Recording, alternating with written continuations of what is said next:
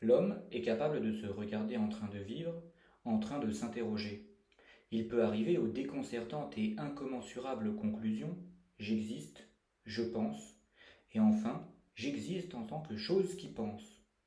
Certes, c'est grâce à son cerveau plein de neurones interconnectés, et donc à quelque chose d'indiscutablement matériel, qu'un homme peut arriver à ces conclusions. Mais une fois qu'il y parvient, quelque chose d'immatériel flotte quelque part. Ce que je dis là n'a rien de scientifique et ne peut par conséquent être contredit par la science. Quand je pense, je sais que je suis une chose qui pense, une substance pensante. C'est mon ressenti. Cette substance est tellement insaisissable, elle me semble si détachée de mon cerveau, bien qu'existant grâce à lui, que je parviens absolument à la concevoir comme étant immatérielle. S'il m'est possible de douter de mon propre corps, en me disant par exemple que je suis actuellement en train de rêver ou d'être manipulé par un malin génie, pour reprendre l'expression de Descartes, il m'est en revanche impossible de douter de ce moi qui doute.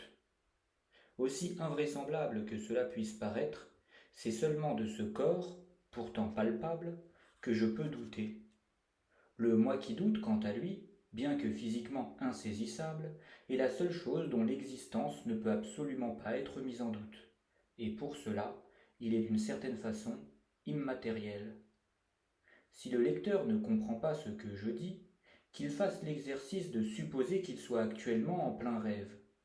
Alors le papier ou la tablette qu'il tient dans les mains n'existe pas plus que cette tête qu'il croit être sienne et qu'il peut gratter avec ce qu'il croit être ses ongles. Dans cette hypothèse, cette tête n'existe donc pas, pas plus que le cerveau qu'elle protège, et l'idée j'existe n'est alors pas produite par ce dernier.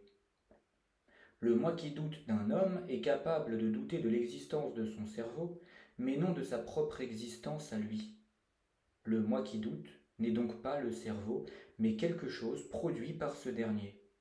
Il dépend de ce dernier, mais n'est pas ce dernier. Ce que je dis suffit pour que l'on puisse le qualifier de substance immatérielle existant grâce à une substance matérielle, un cerveau et ses neurones. La res cogitans existe grâce à la res extensa, mais elle existe. C'est même la seule chose dont on peut être absolument certain de l'existence. La conscience est la conséquence du cerveau, mais elle n'est pas ce cerveau.